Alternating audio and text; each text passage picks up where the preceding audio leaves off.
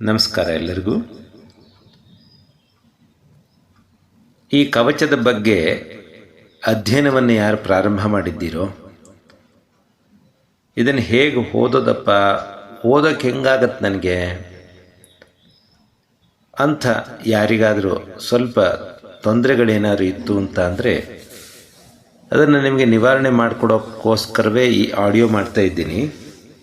ನೋಡಿ, ಅಸ್ಯ ಶ್ರೀ ಚಂಡೀ ಕವಚಸ್ಯ ಬ್ರಹ್ಮಾ ಋಷಿ. ನೋಡಿ, ಬ್ರಹ್ಮ ಹಕಾರಕ್ಕೆ ಮಕಾರ ಇಲ್ಲಿ ಒತ್ತಕ್ಷರವಾಗಿ ಬಂದಿದೆ. ಸೂತ್ರ ಹೇಗಿದೆ ಅಂತ ಅಂದರೆ ಬ್ರಹ್ಮ ಅಂತ ಹೇಳಬಾರ್ದು ಅಂತ. ಹಕಾರಕ್ಕೆ ಮಕಾರ ಅನುಸ್ವರಗಳು ಒತ್ತಕ್ಷರಗಳಾಗಿ ಬಂದಾಗ ಮೊದಲು ಅನುಸ್ವರಗಳನ್ನು ಹೇಳಬೇಕು. ಬ್ರಹ್ಮ ಅಂತ ಹೇಳಬಾರ್ದು. ಬ್ರಹ್ಮ ಅಂತ ಹಕಾರವನ್ನು ಪೂರ್ಣವಾಗಿ ಹೇಳಬೇಕು. ಅದು ಗಮನದಲ್ಲಿರಲಿ. ಅನಷ್ಟು ಛಂದ ಛ ಮಹಾಪ್ರಾಣ ಇದೆ ನೋಡಿ. ಚ ಛ ಎರಡನೇ ಛ ಹೇಳಬೇಕು. ಅದನ್ನು ಚಾಮುಂಡಾ ದೇವತಾ ದೀರ್ಘ ಇರೋದನ್ನೆಲ್ಲ ಸರಿಯಾಗಿ ಹೇಳಬೇಕು. ಅಂಗನ್ಯಾಸೋಕ್ತ ಮಾತರೋ ಬೀಜಂ ದಿಗ್ಬಂಧ ದೇವತಾಸ್ತತ್ವಂ. ದಿಗ್ಬಂಧ ಧ ಮಹಾಪ್ರಾಣ ಇದೆ. ದೇವತಾಸ್ ತತ್ವಂ ಅಲ್ಲಿ ಒತ್ತಕ್ಷರಗಳು ಬಂದಿರ್ತವೆ, ಅದನ್ನು ಗಮನಿಸಿ ಸರಿಯಾಗಿ ಹೇಳಬೇಕು. ಶ್ರೀ ಜಗದಂಬಾ ಪ್ರೀತ್ಯರ್ಥೇ ಸಪ್ತಶತೀ ಪಾಠಾಂಗ ಕವಚ ಸ್ತೋತ್ರ ಜಪೇ ವಿನಿಯೋಗ. ಪ್ರೀತ್ಯರ್ಥೇ ಥೇ ಮಹಾಪ್ರಾಣ ಬಂದಿದೆ. ಥ ಗಮನ ಇರಬೇಕದು. ತ ಅಲ್ಪಪ್ರಾಣ, ಥ ಮಹಾಪ್ರಾಣ. ಅಲ್ಪಪ್ರಾಣ ಮಹಾಪ್ರಾಣ ಎರಡೂ ಪ್ರಯೋಗ ಅಲ್ಲಿದೆ. ಪಾಠಾಂಗ ಪಾಠ ಓದ್ತೀವಿ ಅನ್ನುವಂಥದ್ದು, ಪಾಠ ಓದು ಅನ್ನುವಂಥದ್ದು ಸಹಜವಾಗಿ ಬಂದಿರುತ್ತೆ, ಕೇಳಿರ್ತೀವಿ. ನಾವು ಹೇಳುವಾಗ ಪಾಠ ಅಂತ ಠಕಾರವನ್ನು ಸರಿಯಾಗಿ ಹೇಳಬೇಕು. ಓಂ ನಮಶ್ಚಂಡಿಕಾಯೈ ಅಂತ ಸರಿಯಾಗಿ ಅದು ನಮಶ್ಚಂಡಿಕಾಯೈ ಅನ್ನೋದನ್ನು ಸರಿಯಾಗಿ ಹೇಳಬೇಕು. ಮಾರ್ಕಂಡೇಯ ಉವಾಚ ಯದ್ ಓಂ ಯದ್ಗುಹ್ಯಂ ಪರಮಲ್ಲೋಕೆ ಸರ್ವರಕ್ಷಾಕರನ್ ನೃಣಾಂ.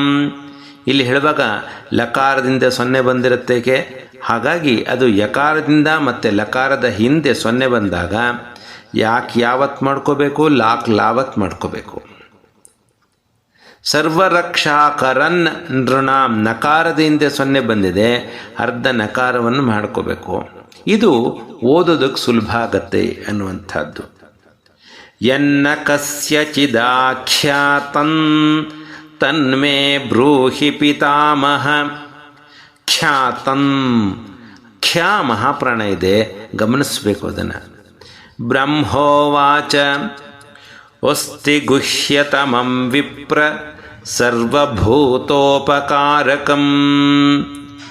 ದೇವ್ಯಾಸ್ತು ಕವಚಂ ಪುಣ್ಯಂ ತಚ್ಛೃಣುಷ್ವ ಮಹಾಮುನೇ. ಶೃಣುಷ್ವ ಛು ಮಹಾಪ್ರಾಣ ಇದೆ ನೋಡಿ. ಛಾವತ್ತು ಮಹಾಪ್ರಾಣ ಕೊಟ್ಟಿದ್ದಾರೆ, ಅದಕ್ಕೆ ರುವತ್ತು ಕೊಟ್ಟಿದೆ. ತಚ್ಛೃಣುಷ್ವ ಸ ಶ ಷ ಅನ್ನುವಂಥ ಮೂರು ವಿಭಾಗಗಳು ಬರ್ತವೆ. ಸಕಾರ ಸ ಅಂತ ಹೇಳುವಾಗ ನಿಮಗೆ ಗೊತ್ತಿರುತ್ತೆ, ಸಹಜವಾಗಿ ಬಳಸ್ತಿರ್ತೀವಿ.